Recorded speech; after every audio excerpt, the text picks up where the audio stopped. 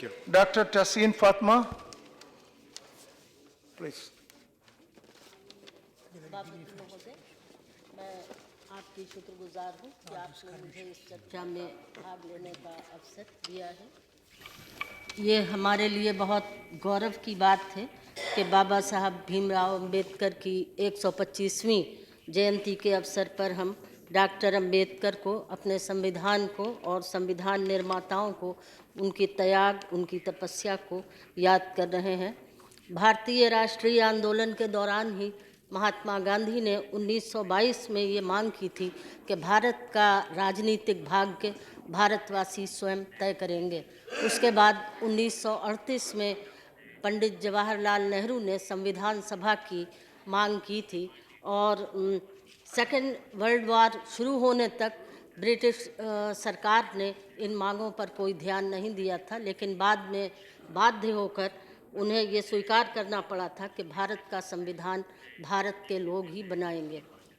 Drafting committee के अध्यक्ष doctor Ambedkar थे, जिन्होंने संविधान सभा के विभिन्न सदस्यों के प्रस्तावों को सम्मिलित करते हुए भारत के संविधान का प्रारूप तैयार किया था, जिस पर संविधान सभा के 284 सदस्यों ने 26 नवंबर 1949 को हस्ताक्षर किए थे।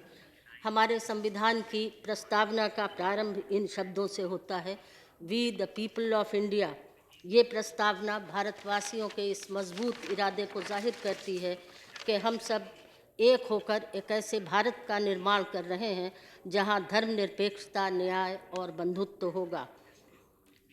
माननीय सभापति महोदय, मैं अपनी बात को संविधान के केवल 42वें संशोधन तक ही सीमित रखूंगी। 1976 में संविधान में जो 42वां संशोधन हुआ, उसमें संविधान निर्माताओं की भावना को और अधिक स्पष्ट करने के लिए धर्मनिरपेक्षता और समाजवाद शब्द प्रस्तावना में जोड़ दिए गए। हालांकि संशोधन से पहले भी समाजवाद और धर्मनिरपेक्षता संविधान में निहित थी। आर्टिकल 25 और आर्टिकल 26 में धार्मिक स्वतंत्रता का अधिकार दिया गया है।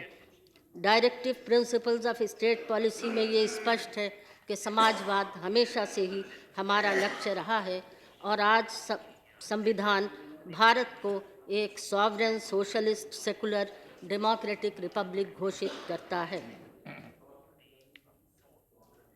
माननीय सभापति महोदय, लोकसभा में चर्चा के दौरान माननीय गृह मंत्री जी का ये मानना है कि प्रिएम्बल, जो कि भारतीय संविधान की आत्मा है, इसमें किसी प्रकार का परिवर्तन नहीं होना चाहिए था।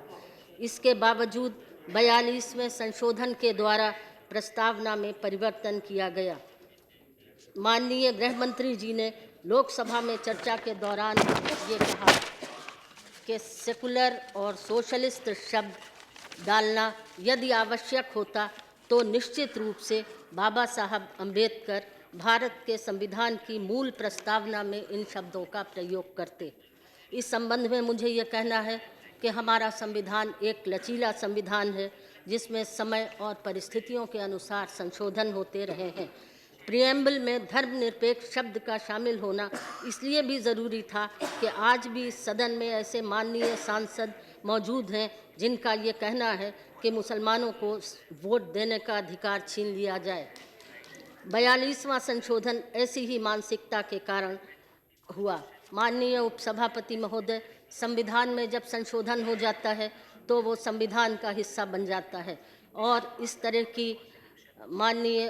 की टीका टिप्पणी करके, इस तरह की आलोचना करके मुझे ये कहने में ज़रा भी संकोच नहीं है कि माननीय गृह मंत्री ने संविधान की भावना का और संविधान निर्माताओं की भावना का अपमान किया है।